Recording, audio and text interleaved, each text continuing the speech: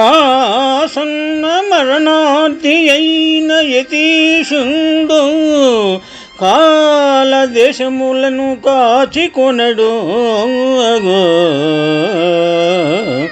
తనువు విసర్జించు తలపు జనించిన భద్రాసనస్థుడై ప్రాణపవను మనసు చేత జయించి మనస వేగంబు బుద్ధిచే భంగించి బుద్ధిందిచ్చి క్షేత్రజ్ఞుతో గూర్చి క్షేత్రజ్ఞున్నాత్మలోపల చేర్చి ఆత్మను బ్రహ్మమంతును కలిపి యొక్కటి గామించి ఆరంభమున శాంతితోడ నిరూఢుడై సకల కార్య నివహమెల్లను దిగనాడి నిత్య సుఖము వలయునని చూచునట మీద వతుమశీష.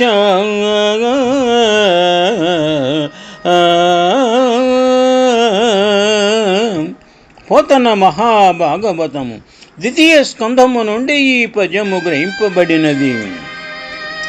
సుఖయోగేంద్రుడు పరీక్ష నరేంద్రునితో ఈ విధముగా ముక్తి మార్గమును గురించి విశదపరచినారు. పద్యభావము. రాజా, ప్రారబ్ధ కర్మ నశింపగా శరీరము త్యజించాలనుకున్న శ్రేష్ఠుడైన యతి సమీపించిన మరణము కోసము దేశకాలాల కోసము ఎదురచూడడు.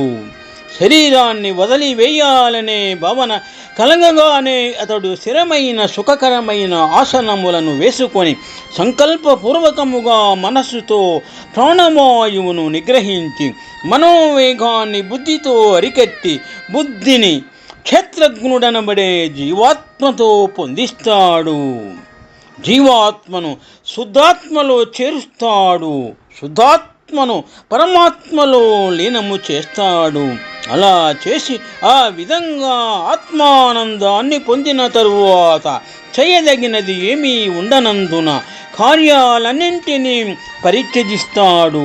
ఆపై నిత్యసుఖము కావాలని అభిలషిస్తాడు అని ఈ విధముగా సుఖయోగీంద్రుడు పరీక్ష నరేంద్రునకు ముక్తి భక్తి మార్గములను గురించి విశదపరచినారు. శుభం.